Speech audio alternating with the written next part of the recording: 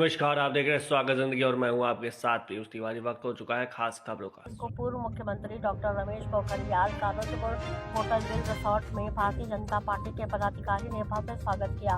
उन्होंने इस press conference में पत्रकारों से वार्ता में प्रदेश सरकार की कई उपलब्धियां गिनाते हुए तो उस रथ को छूने के लिए भी लोग तरस रहे थे। वो लग रहा था कि विकसित भारत का जो यात्रा आ रही है इसमें मेरा भी योगदान हो। ये जान करके देश को खुशी होगी कि अंततोगत्वा पूरी दुनिया में हम अर्थतंत्र में सबसे तेज आर्थिक प्रगति करने वाले देशों में हैं और 11वें नंबर से हम 5वें में आ गए हैं। और अब ये सरकार बनते ही मोदी जी का जो तीसरा बार के प्रधानमंत्री बनेंगे तो हम तीसरे नंबर की अर्थव्यवस्था पर आ जाएंगे। भारत आज किसी से पीछे नहीं है।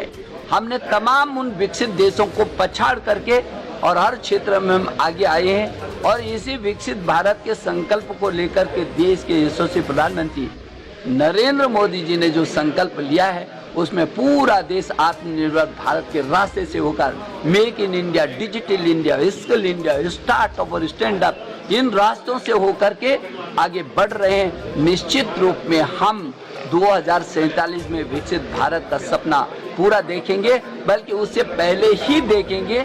जिस गति से देश आगे बढ़ रहा है, जब पूरी दुनिया के देशों की कमर टूट रही थी तब भी हिंदुस्तान खड़ा था। कोरोना काल में भी पूरे देश ने ये महसूस किया कि पूरी दुनिया जब श्वासें घिन रही थी तब हिंदुस्तान पूरी ताकत के साथ खड़ा था। हमारे देश के प्रधानमंत्री तब उनके अगुवाई में उन्होंने कहा ताली बजाओ तो लोगों ने ताली बजाई, उन्होंने कहा थाली बजाओ तो थाली बजाई। एक के बाद एक पूरे देश को एकत्रित किया और वैक्सीन लगा करके, फ्री वैक्सीन लगा करके पूरे देश को खड़ा किया है।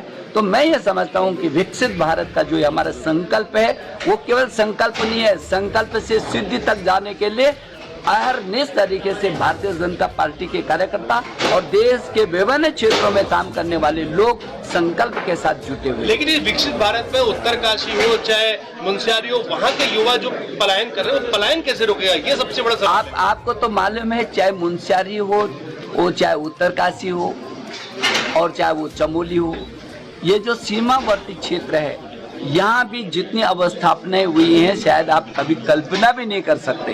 पहली बात तो ये।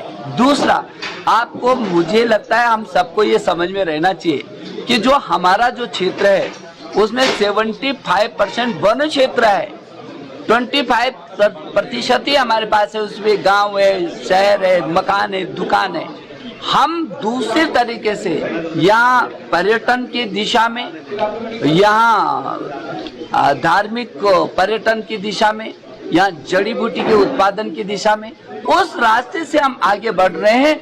लेकिन आपको लगेगा आज ये शिरकुल है, कितने लोग, लाखों लोग यहाँ पर करते हैं। हरिद्वार में लाखों नौजवान करते हैं जो बाहर जाते थे नौकरी के लिए, आज वो नौजवान यहाँ पर नौकरी कर रहे हैं साहब गांव का। तो आप उसको, यदि वो ऊपर मुंशियारी से आज रुद्रपुर में नौकरी करने के लिए आए तो आप इसको पलायन कैसे मान लेंगे?